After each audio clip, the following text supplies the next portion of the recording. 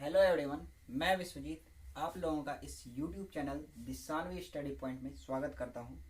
आज आप लोगों का यह फिजिक्स का पहला क्लास है जिसमें हम लोग यूनिट एंड डायमेंशन सीखेंगे कि यूनिट और डायमेंशन क्या होता है।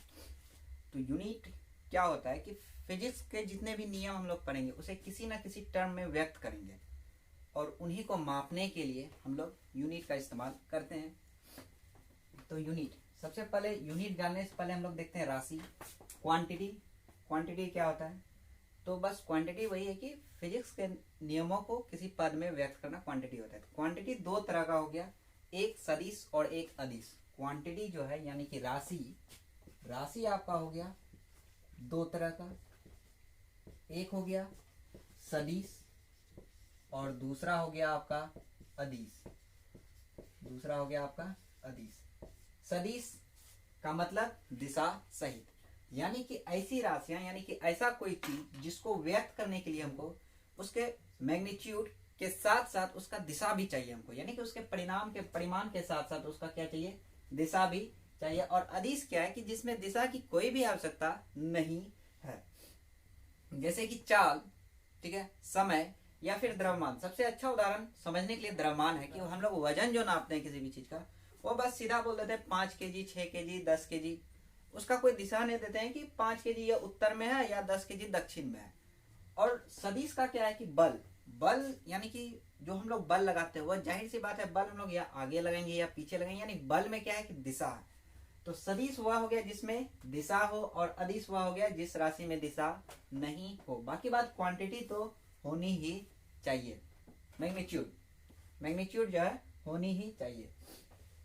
इसके अलावा अगर हम राशि को और ज्यादा तोड़ें, ठीक है, तो ये हो जाएगा आधारी राशि और व्युत्पन्न राशि। आधारी राशि और व्युत्पन्न राशि। आधारी राशि जो किसी भी चीज पर निर्भर ना करे और व्युत्पन्न राशि जो आधारी राशि पर निर्भर करे, और इन्हीं का मात्रक कहलाता है आधारी मात्रक और व्युत्पन्न मात्रक। तो ये हो गया हम लोग का क्या, राशि। अब इसमें आते हैं, अब हम लोग मात्रक सीखेंगे यानी कि यूनिट सीखेंगे। पहले आधारी राशि देखते हैं। 7 आधारी राशि है हमारे पास जो आधारी राशि है वो कितनी आधारी राशियां हैं? 7, जिसमें सबसे पहला हो गया लंबाई, फिर हो गया द्रव्यमान, लंबाई द्रव्यमान, फिर हो गया हमारे पास समय।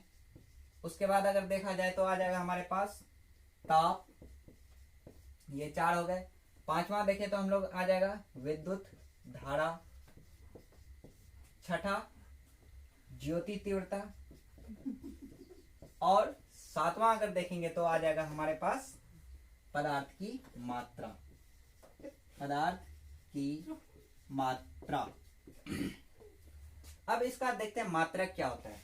तो लंबाई को हम लोग सभी जानते हैं किसमें मापते हैं? मीटर में, SI unit, SI unit. Otherwise हम लोग लंबाई को बहुत चीजों में नापते हैं। अगर बड़ा सा लंबाई है तो उसको किलोमीटर में नापते हैं और छोटा सा लंबाई है तो उसे माइक्रोमीटर में नापते हैं। लेकिन अगर एसआई यूनिट की बात करें तो वह मीटर में नापा जाता है।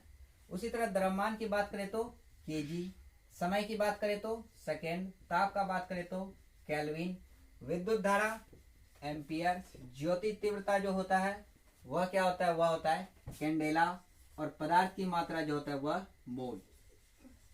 पदार्थ की मात्रा हो गया मोल। तो ये हो गए हमारे 7 आधारी राशि जिन्हें याद रखना आप लोगों के लिए बहुत ही जरूरी है।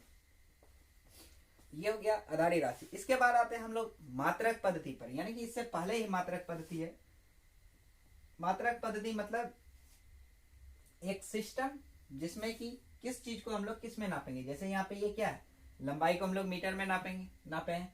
कोई हो सकता है लंबाई को हाथ में ही नाप ले, मतलब 1 हाथ, 2 हाथ, 3 हाथ नापते हैं ना, तो वो हो गया। द्रव्यमान केजी, हम लोग अभी मतलब मार्केट से खरीदने जाएंगे तो केजी में लाएंगे। और गांव घरों में क्या होता है, मतलब अगर मान लीजिए कि कुछ चीज चाहिए उधार, तो हम लोग कोई भी चीज देखते हैं टुकड़ा और उससे वजन कर लेते हैं और फिर जब लौटाना होता है तो उसी के बराबर नाप के तौल के दे देते हैं। तो यानी कि सबका अलग अलग एक सिस्टम खुद भी बनाया है। ये हुआ ऐसा यूनिट, यानी कि ये पूरे विश्व के लिए मान्य है। यानी कि अगर कोई 1 एम्पियर जो है विद्युत धारा, 1 एम्पियर हर कोई यूज करे। हम लोगों ने देखा 7 आधारी राशि। इसके अलावा 2 अन्य राशियां भी है जो कि आधारी राशि में ही आता है। एक है ठोस कोण और दूसरा है समतल कोण। ठोस कोण और समतल कोण।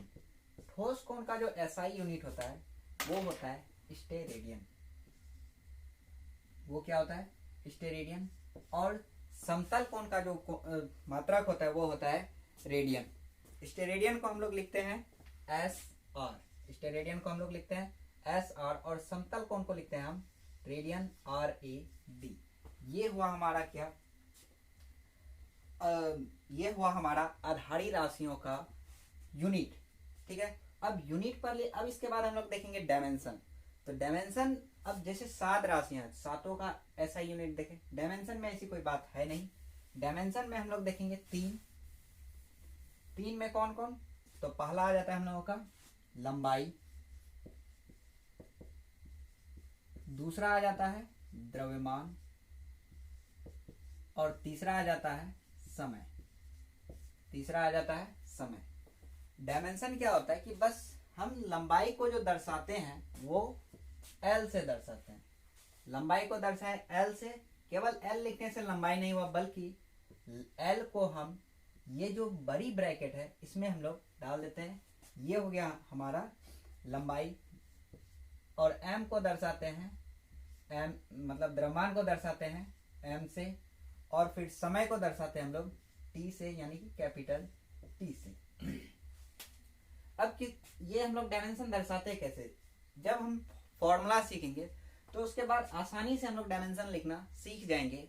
फॉर्मूला में लंबाई जितनी बार इस्तेमाल हुआ होगा, लंबाई उतना बार एल उतना बार आएगा, यानी कि पावर देके एम भी उतना ही बार आएगा। तो वो सब हम लोग जैसे जैसे आगे फिजिक्स पढ़ते जाएंगे, आगे अलग अलग टर्म पढ़ते जाएंगे, अलग अलग फॉर्मूला डिराइव करते जाएंगे, उसी तरह सबों का हम लोग डायमेंशंस पढ़ते जाएंगे। ठीक है, तो आज का क्लास में इतना ही। फिर मिलते हैं हम लोग नेक्स्ट वीडियो में। तब तक के लिए जय हिंद, गुड बाय।